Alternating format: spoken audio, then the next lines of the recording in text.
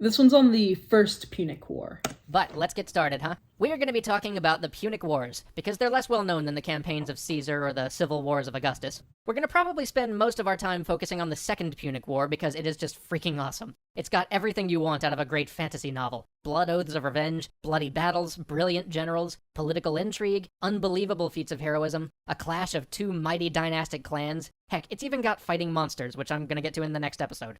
So what were the Punic Wars? Well, they were the wars between Rome and Carthage for control of what was, to them, the whole world. I can't even begin to tell you how much rested on these conflicts. This was 3rd century BC's World War II. Rome and Carthage were the two big powers in the Mediterranean, I've never heard it and only described one like of them was that. going to be walking out of this one alive. We're still seeing the impact of this war even today, thousands of years later. Without the Punic Wars turning out the way they did, I bet you the United States Senate wouldn't be called a Senate, and our money wouldn't say e pluribus unum on the back. Without the Punic Wars, I bet you Latin would not be the foundation for most of the Western European languages, and Roman laws wouldn't be serving as the basis for law systems around the world. These wars would make Rome the dominant power in the West for the next 700 years, and shape the course of history as a result. Now, some of you may still be scratching your heads at the name Punic War. Where did that come from? After all, Punic doesn't really sound anything like Rome or Carthage. Well, see, the people who originally settled Carthage were Phoenician, which is how the Romans usually referred to them. Only their pronunciation of the word sounded more like Punician, which then, used as an adjective, became Punic or Punic. You know, it doesn't matter. It's The point is, adjective. ancient Roman writers called these the Punic Wars, which basically to them meant war with Carthage. And we have just stuck with the word they used. Cool fact, though, the word Punic still means treacherous in English. I bet you that wouldn't be true if Carthage had won these wars. But okay, the Punic Wars were wars between the two most important powers in Europe for dominance of the whole kit and caboodle. So let's introduce our protagonists. In one corner, we have Rome, recent conquerors of Italy. Well, okay, most of Italy. The Gauls still held the northern bit where Milan stands today. Rome was a republican oligarchy, meaning they were a democracy, but most of the decision-making still fell to the rich. Romans held military glory in the highest regard, and made military service an essential part of political advancement. In the other corner, we have Carthage, based in the city of Carthage on what is now the northern coast of Tunisia. They were also a republican oligarchy, but more focused on trade. Wealth was the prime determiner in political mobility there, and they would use mercenaries to fight their wars instead of citizen soldiers. At the time our story begins... I've been reading a lot about the Punic Wars again over the past few weeks, mostly after watching that History of Rome video. And I'm one of those people, I get stuck on one historical event and then consume all of the content I can about it until something else becomes interesting. But in the case of the Punic War, I kept getting stuck on the same question. And that's that all of the documentaries, articles, videos that I watched agreed that the military was composed of foreign mercenaries. But what they couldn't agree on is where those mercenaries came from. Some argued that it was all of the surrounding neighbors, including the Gauls. Then some said that the Gauls were hostile and wanted no part of it, nor did the Greeks. Others said that the Iberians were involved. Many people argued it was only North Africans, so the Libyans and Numidians. But then I found just as many articles saying that it was only Numidians. And then there were also people who said that we shouldn't be calling them mercenaries at all. You can find all sorts on the internet, and I do understand that history varies depending on the source that you're reading. But this is one of those situations where I came away thinking the more you read, the less you know. So, anyway, I wanted to ask that question to you guys because I know that many of you have read way more about the Punic Wars than I have and know more about this than I ever could. So, let me know what you found on where the mercenaries were from. Please. Carthage controlled most of northern Africa, a little bit of Spain, and several of the major islands in the Mediterranean. A little bit of Spain. And it's that handful of islands that got everybody into trouble. You see, the First Punic War broke out over the island of Sicily. The actual causes are almost comical. It started when a group of Italian mercenaries, calling themselves the Mamertines, were invited into a city and basically got bored and decided to capture it. They then became pirates and raiders, and then, when somebody finally tried to stop them, they appealed to the Carthaginians, whose city they had technically just stolen, to come and help them out. And Carthage did so, but the story doesn't end there. After the Carthaginians bailed them out, the Mamertines decided they weren't so happy having to obey the Carthaginian rules now, and so they appealed to Rome on the pretext that, hey, come on, we're Italians, asking the Romans to help them free their city from the Carthaginians who had just helped them.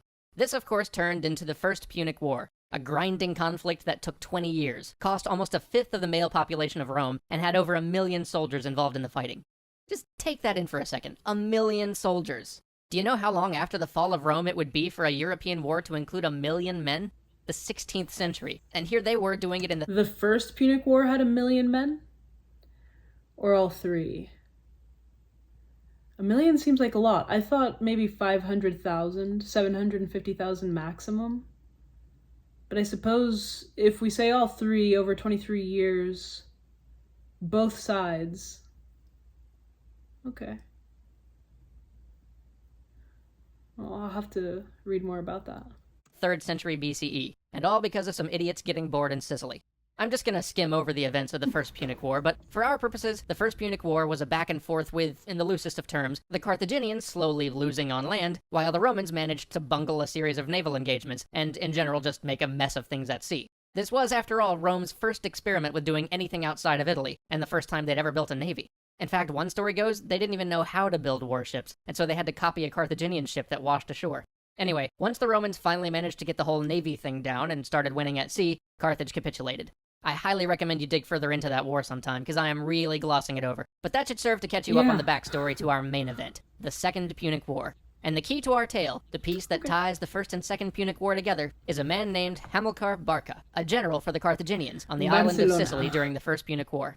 See, the thing here is, he didn't actually lose that war. After the naval defeat that caused Carthage to throw in the towel, his army was still intact, so he returned to Carthage with his troops expecting to get paid, because they're mercenaries, because that's how Carthage fights wars. Unfortunately, Carthage, what with the cost of the war, the reparations imposed on them by the Romans, and the interruptions in trade and such, were in no position to be paying anybody. They basically came out and said, sorry guys, we have not got any money. Could you all just kindly return to where you came from? You can probably guess how well that went over. Short version, those troops were soon besieging Carthage. In a panic, Carthage called upon, who else, but Hamilkar, and made him ride out and defeat his own army. So he hired some more mercenaries, promising to pay them up front this time, and over the next 2 years, he did just that. But Hamilkar held in his heart a secret resentment and a burning hatred. A hatred for the Romans who'd humiliated him in the city he once idealized, and a resentment against the old men of Carthage who he'd felt stabbed him in the back, never giving him the troops or the resources he needed to win a war that, by all rights, he should have won. He began to distance himself from what he considered the weak city fathers in Carthage, more concerned with their coin and their trade routes than fame and everlasting glory. So when they later turned to him to ask how to repay the crushing war debt they owed to Rome, he put forth an idea he'd been toying with in the back of his mind. He proposed raising a new army to secure their African holdings. To this, the old men readily agreed, but once Hamilkar had his army trained and ready, he immediately crossed to Europe to re-establish the Carthaginian Empire in Spain, stopping only to make one last offering to the gods before he crossed, an offering upon which he made his young son Hannibal swear an oath of vengeance, never be a friend to Rome. And with that, he made straight for the silver mines in the south of Spain.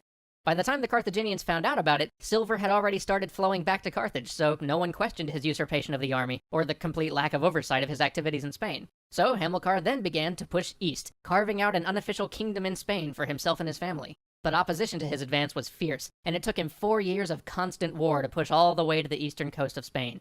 Over these 4 years, his raw army from North Africa became one of the most formidable fighting forces in the world. Over time, these men went from being mercenaries to being an army loyal to the Barcid family. Many of these same men would follow Hannibal over the Alps years later, another story we're going to be talking about later.